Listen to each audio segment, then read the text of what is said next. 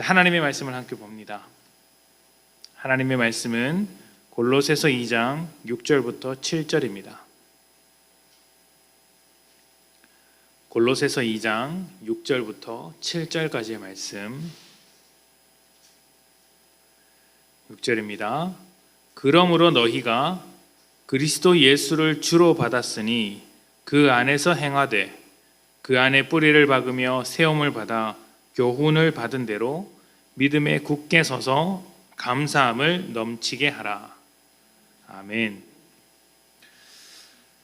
말씀드린 대로 오늘은 특별 새벽 예배의 마지막 날입니다. 이번 특세는 제 개인적으로도 굉장히 뜻깊은 특세였던 것 같습니다. 일단 말씀을 전하는 저에게 감격과 은혜가 있었고요. 모든 것을 감사로 받겠다고 작정한 뒤부터 정말 이번 한 주는 다른 날보다 조금 더 특별한 소중한 시간들이 되었던 것 같습니다. 뿐만 아니라 주중에 몇몇 성도님께서 저에게 개인적인 간증을 해주신 분들이 계신데 하나님께서 이 특세 기간 동안 참 많은 사람들의 마음과 삶을 만져주고 계시는구나 라는 마음이 들었습니다. 간증을 나눠주신 뿐만 아니라 모든 성도님들의 삶을 하나님께서 건드리고 계실 것이라고 믿습니다. 특별 새벽 예배 기간, 이 특세 기간 받은 은혜가 있다면 그냥 이 특세 기간으로 머물지 않고 또 올해까지만 이렇게 머물지 않고 평생에 붙잡으며 감사하는 그러한 삶이 되셨으면 좋겠습니다. 자, 이 한 주간 우리는 감사에 대한 여러 가지 이야기를 나누었습니다. 먼저 하나님께서 지으신 모든 것이 선하다는 이야기를 나누었죠. 그래서 무엇이 주어지든지 또 어떠한 삶을 살든지 사람의 마음이 중요하다, 받는 사람의 마음이 중요하다라는 이야기를 했습니다. 악하게 받으면 선한 것을 가지고도 악한 결과를 낼 수 있고 부족하다 싶은 것도 감사함으로 받으면 선을 이루기에는 충분한 것이죠. 감사로 받으면 그 어떤 것도 버릴 것이 아니게 되는 것입니다. 상황을 어떻게 이해하고 어떻게 받아내는가는 참 중요한 일인 것 같습니다. 한 10여 년쯤에 있었던 일인데요. 대학원에서 공부할 때 친구 중 하나가 저에게 찾아와서 굉장히 심각한 얼굴로 자기의 고민을 털어놓은 적이 있습니다. 무슨 고민인가 들어보았더니 사실 큰 고민이라고 할 수 없는 고민인데 그 친구에게는 마음의 부담이 되었던 것 같습니다. 수업 시간에 이제 편하게 앉아서 수업을 하는데 그 옆에 앉아있던 수업 시간에 편하게 앉아서 공부를 하고 있는데 그 옆에 앉아있던 친구로부터 옷차림을 지적당한 것입니다. 왜 옷이 그러냐? 왜 옷을 그렇게 입고 있냐? 이런 이야기를 들었다는 것이죠. 제가 보기에는 그 친구의 옷차림이 아무 문제가 없었습니다. 잘 입었거든요. 만약 옷차림을 문제로 삼는다면 제가 문제였죠. 저는 학교 다닐 때 슬리퍼를 애용하고 있었거든요. 슬리퍼를 신고 다니는 저에게 옷차림을 가지고 고민을 이야기하니 제가 좀 민망했습니다. 어쨌든 그 친구와 이야기를 해보니까 같은 수업을 듣는 친구가 지나가면서 자기의 옷차림을 지적했고 그게 계속해서 마음에 남았더라는 것이죠. 불편했다는 것입니다. 그래서 제가 둘 다 아는 사람이었기 때문에 따뜻한 친구를 찾아가서 물어보았습니다. 왜 그런 이야기를 했느냐? 혹시 무슨 의도가 있었느냐? 다른 사람이 불편한 이야기를 했느냐? 어떻게 된 일인지 물어보니까 그 친구는 자기는 그런 이야기를 한 기억이 없답니다. 황당하죠? 아무리 생각해봐도 그런 이야기를 한 일이 없다. 그래서 전혀 생각이 안 난다 이야기하는 것이죠. 그래서 제가 그 이야기를 다시 힘들어하는 친구에게 해주었습니다. 그랬더니 자기는 분명히 들었다고 하면서 그 불편함을 해소하지 못하는 거예요. 제가 그래서 그 친구에게 뭐라고 했을까요? 다른 사람이 뭐라고 하든지 네가 그 말을 잘 받으면 되는 것 아니냐. 네가 옷 입는 게 떳떳하면 되는 것 아니냐. 그러면 큰 문제가 없다. 말을 했다는 사람도 기억을 못하는데 왜 너는 그 말을 그렇게 오랫동안 담아두고 있느냐. 큰 의미 없이 한 말일 텐데 했더라도 큰 의미가 없는 말일 텐데 왜 거기에 그렇게 휘둘리느냐고 한 적이 있습니다. 말이란 것이 그렇죠. 하는 사람도 신중해야 하지만 듣는 사람도 잘 들어야 합니다. 어떤 상황이라도 감사함으로 받는다면 버릴 것이 없습니다. 세상 모든 것은 하나님께서 지으시고 허락하신 것입니다. 우리에게 주어진 것이 누군가의 눈에는 하찮아 보이고 별것 아닐지 몰라도 그 속에는 하나님의 마음이 있고 하나님의 뜻이 있습니다. 계획이 있고 섭리가 있습니다. 우리는 내게 일어난 이 상황을 보는 것이 아니라 하나님을 먼저 보는 사람들인 것이죠. 그리고 그 상황을 해석합니다. 이것이 자족하는 비결이라고 말씀을 드렸죠. 이렇게 자족하는 마음을 갖게 된다면 모든 것을 감사함으로 받아낼 수 있다는 것입니다.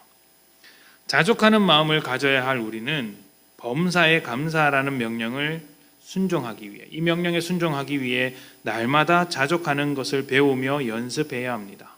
상황을 해석할 수 있도록 공부해야 한다는 것이죠.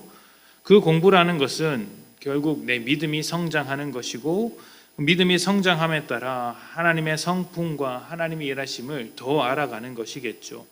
모든 곳에 감춰진 하나님의 일하심을 발견해낼 수 있을 때 그 감사의 범위가 커지며 감사라는 명령에도 기쁨으로 순종할 수 있는 것입니다.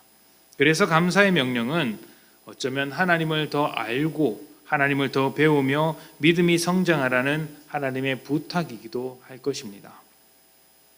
이렇게 감사하는 사람은 죽을 것 같은 상황에서도 생명을 꿈꿉니다. 모든 상황을 감사로 해석해낼 수 있기 때문이죠. 감사함으로써 나와 내 주변 사람들을 살려내는 것입니다. 예전에 이지선 자매의 이야기를 한 적이 있는데요. 여러분도 많은 간증과 이야기들을 통해서 알고 계실 것입니다. 이지선 자매는 20대의 사고로 온몸에 3도 화상을 입고 물 한 모금 삼킬 수 없는 심각한 지경에 빠진 적이 있었습니다. 잘못한 일이 없음에도 불구하고 그런 심각한 일을 당하게 되니까 억울했겠죠. 날마다 분노했으며 차라리 죽었으면 좋겠다고 하나님 앞에 악다구니를 쓰고 기도했다고 합니다. 그렇게 살아가던 찰나 훌륭한 믿음을 가지셨던 어머니께서 하루에 하나씩 감사의 제목을 찾아보자라고 제안을 했다고 합니다. 화상으로 모든 것을 잃어버린 자매에게 어떻게 감사하자는 말을 할 수 있겠습니까? 아픈 사람에게 잘 될 것이라고 말하는 것이나 괜찮다고 말하는 것이 오히려 역효과를 일으킬 때가 많습니다.